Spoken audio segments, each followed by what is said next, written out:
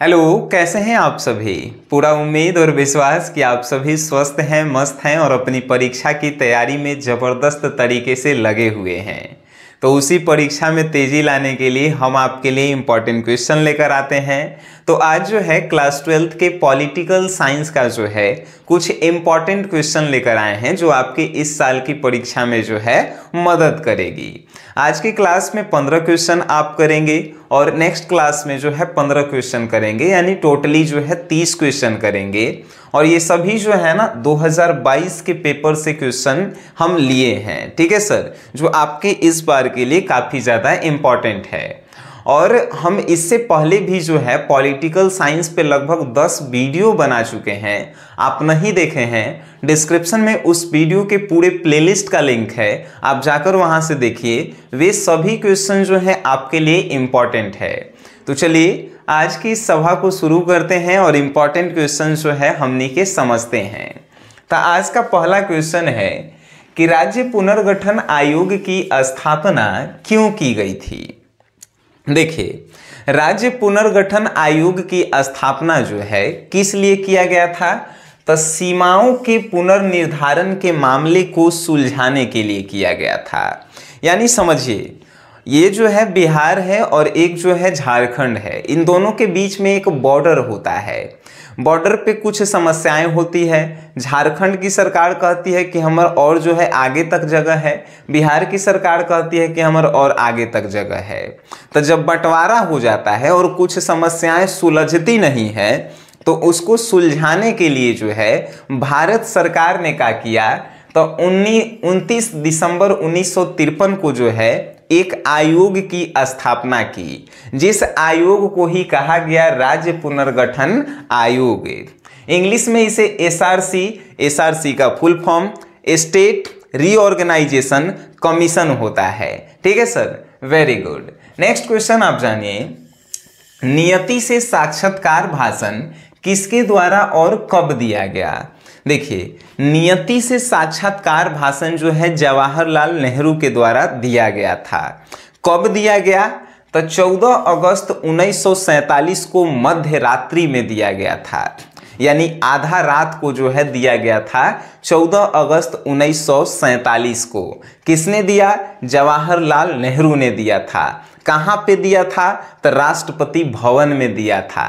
ये सभी जो है ना आपको याद रखने हैं सर। चलिए, और इस भाषण को पूरी दुनिया ने सुना भी था।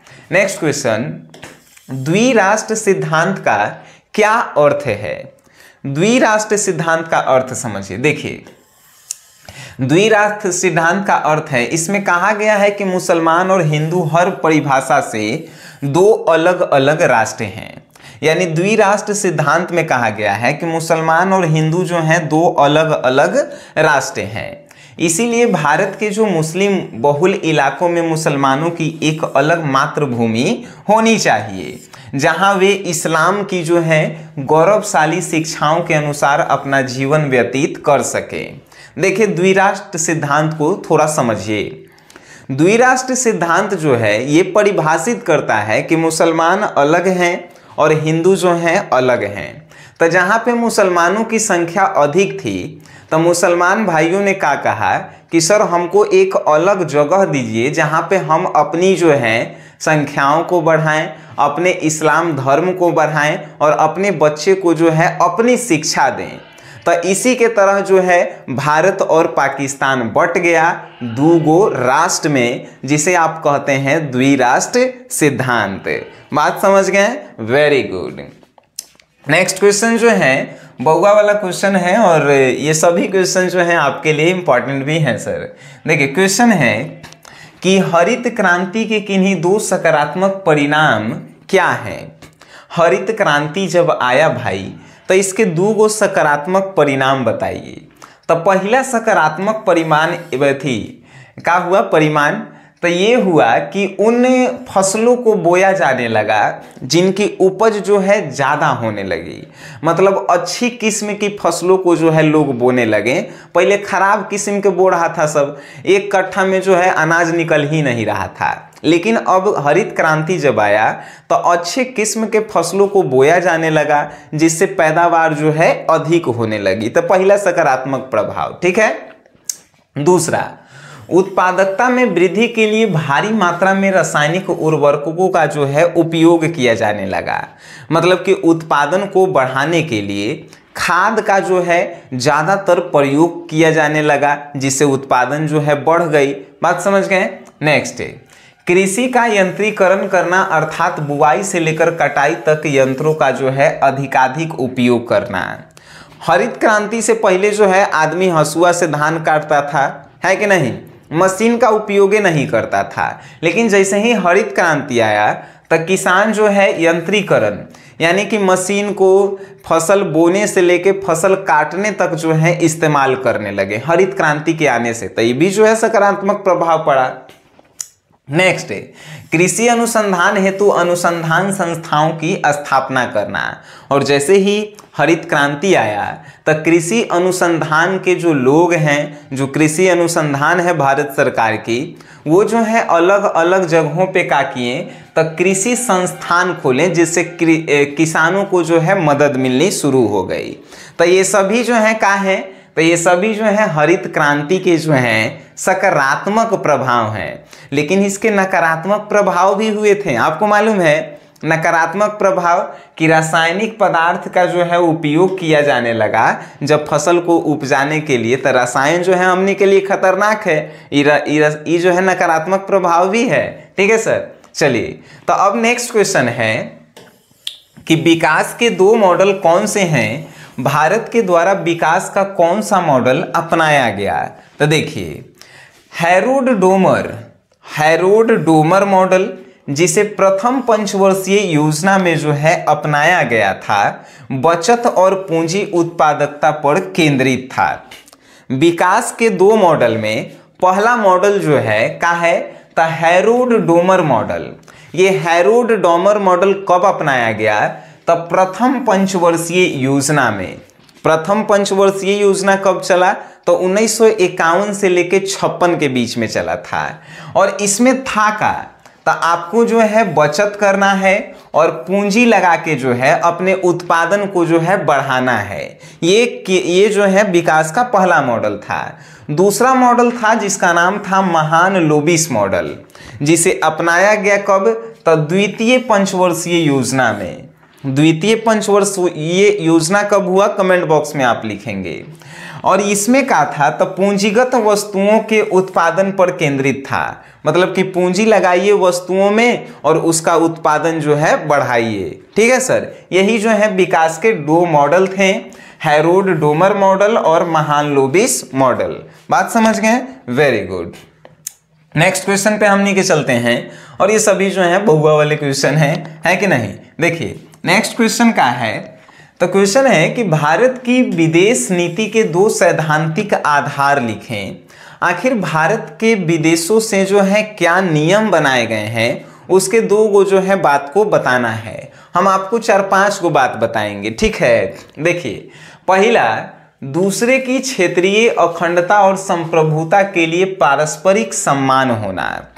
यानी विदेशों से भारत का रिलेशन जो है यानी नियम विदेशों से यह बना है कि हम लोग जो है एक दूसरे के किसी भी जो है अखंडता और संप्रभुता पर जो है हमला नहीं करेंगे। अखंडता मतलब होता है कि हम अपन काम करेंगे, संप्रभुता यानी वही होता है कि हम लोग जो है अपन नियम से अपने देश को चलाएंगे। आप इसमें कौनो हस्तक्षेप जो है नहीं करेंगे। ठीक है। देखिए दूसरा है परस्पर और आक्रामकता, यानी एक देश दूसरे के खिलाफ जो है आक्रामकता नहीं दिखलाएगा, मतलब खिसलाएगा नहीं, बात से जो है ये सब जो है समझा लेवल जाएगा। ठीक है। फिर है परस्पर गैर हस्तक्षेप, यानी बिना मतलब के जो है आप हस्तक्षेप नहीं करेंगे। मान के चलिए कि भारत समस्या में है तब विदेश वाला बिना मतलब के जो है ना ही मदद करेगा और ना ही बिना मतलब के जो है कोनो जो है समस्या उत्पन्न करेगा। ठीक है। नेक्स्ट है समानता और पारस्परिक लाभ है। हम सभी देश जो हैं समान है, मतलब कि भारत जिससे भी जुड़ा हुआ है विदेशों से सभी को एक नज़रिए से देखना और सभी के जो है लाभ की बातें करना। और पांचवा शांतिपूर्ण सह अस्तित्व, यानी शांतिपूर्ण बनाए रखना पूरा विश्व में। ऐसा नहीं है कि आप जो है हमला कीजिए और हम शांत रहें, ऐसा नहीं है, शांतिपूर्ण बनाए रखना है। तो ये सभी जो है भारत की विदेश नीति के जो है सैद्धांतिक नियम हैं। बात समझ गए? Very good. नेक्स्ट है विधेयक क्या है। देखिए विधेयक क्या है। बिल या विधेयक एक प्रस्ताव होता है जिसे विधि का स्वरूप देना होता है। कुछ देशों में जैसे इंग्लैंड या भारत में विधेयकों की दो श्रेणियां जो हैं होती है। अब आइए विधेयक को हम समझाते हैं। देखिए विधेयक क्या होता है, सरकार जो है एक साल में अपने राज्य के लिए या अपने जो है देश के लिए कितना जो है काम की है, कितना पैसा लगाई है, उसी को कहते हैं हमनी के विधेयक। जैसे भारत सरकार जो है अगर भारत के लोगों पे काम करती है, भारत के लोगों पे खर्चा करती है, तो वो पूरा एक साल का डिटेल रखती है और वो जो है बिल जो है बिल विधेयक जो है संसद में जो है पेश किया जाता है कि हम एक साल में इतना काम किए हैं, इतना पैसा लगाए हैं, तो वो एक प्रकार का विधेयक होता है। उसी प्रकार राज्य सरकार भी जो है विधानमंडल में जो है यानी विधानसभा में क्या करती है, तो अपन विधेयक पेश करती है। ये सभी जो है वित्त मंत्री का काम होता है। बात समझ गए? Very good. अब देखिए गुट निरपेक्षता तटस्थता से कैसे अलग है बताइए। देखिए तटस्थता का मतलब है कि किसी का साथ नहीं देना, सिर्फ अपने विचारों पर ही काम करना।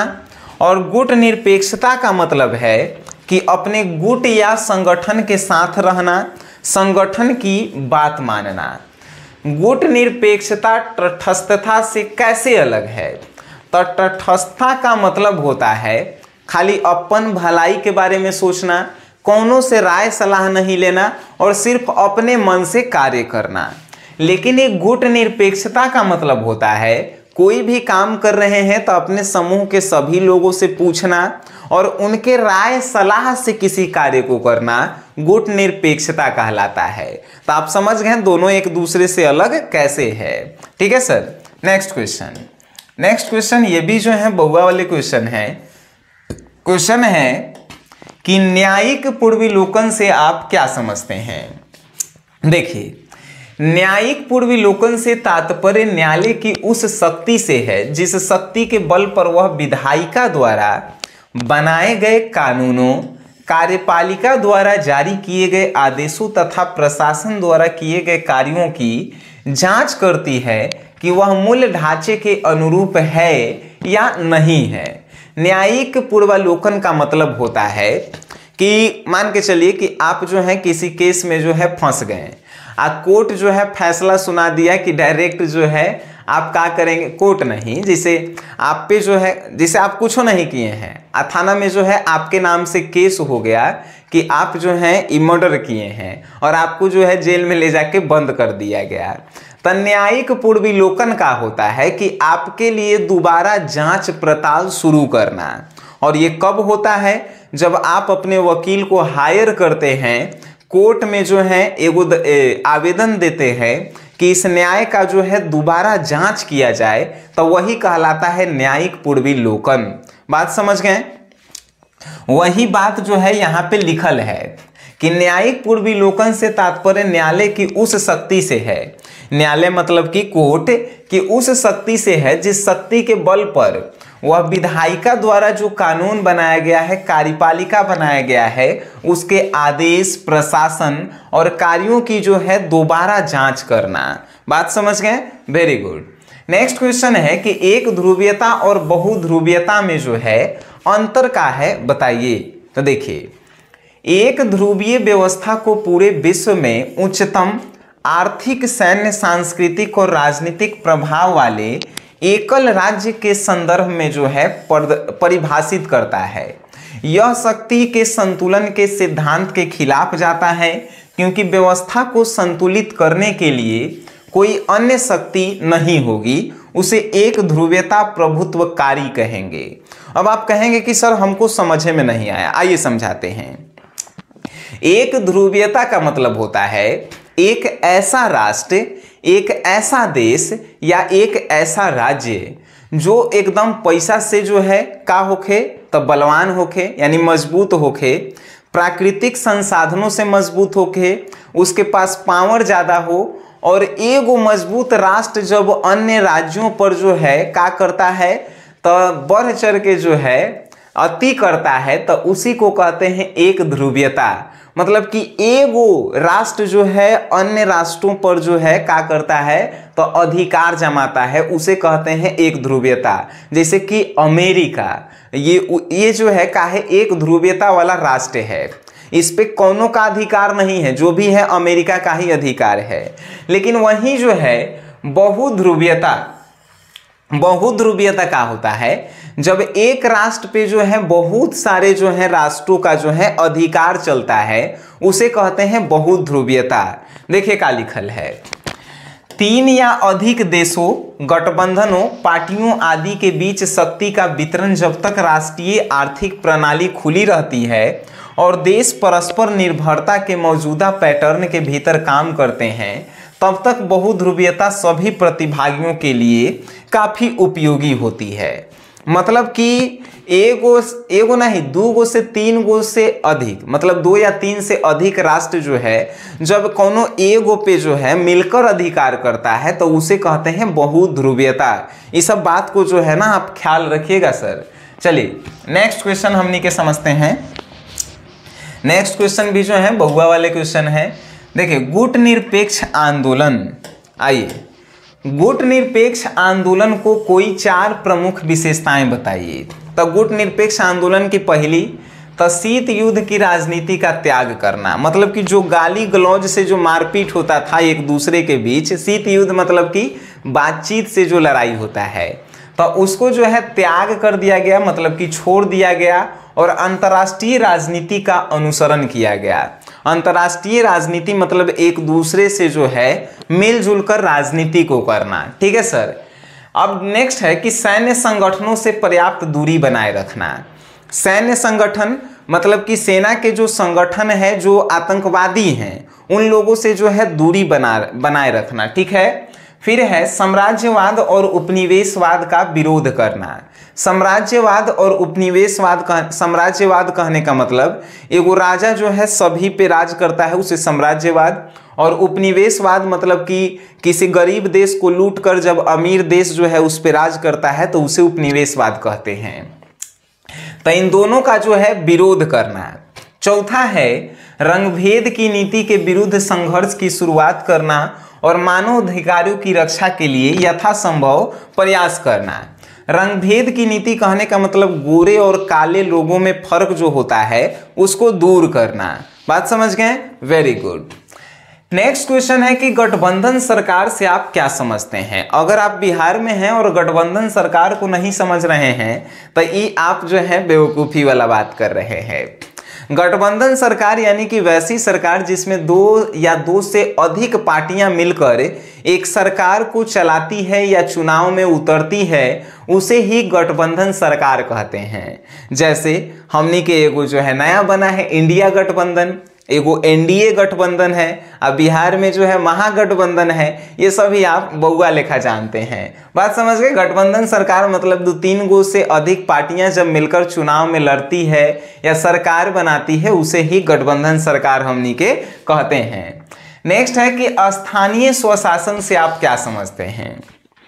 देखिए स्थानीय स्वशासन का अर्थ है कस्बों, गांवों और ग्रामीण बस्तियों में रहने वाले लोग स्थानीय परिषदों का जो है चुनाव करते हैं और उनके प्रमुख उन्हें महत्वपूर्ण मुद्दों को हल करने के लिए अधिकृत करते हैं। स्थानीय स्वशासन मतलब कि गांव में आपके मुखिया, आप अगर नगर में हैं तो नगर पंचायत अध्यक्ष, नगर परिषद अध्यक्ष, गांव में जो है पंचायत समिति होती है, ग्राम पंचायत समितियां, ये सभी जो है स्थानीय जो है स्थानीय का है स्वशासन है, जो आपकी समस्याओं को उसी स्थान पे दूर करते हैं जहां पे आप रहते हैं।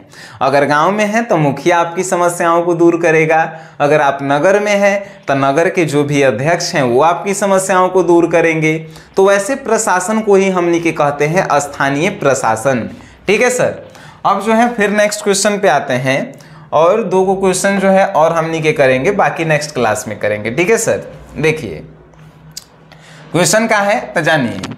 क्वेश्चन है एकात्मक व्यवस्था से आप क्या समझते हैं। एकात्मक व्यवस्था, एकात्मक प्रणाली राजनीतिक संगठन की एक प्रणाली है जिसमें संघीय राज के विपरीत अधिकांश या सभी शासकीय शक्ति केंद्रीकृत सरकार में रहती है।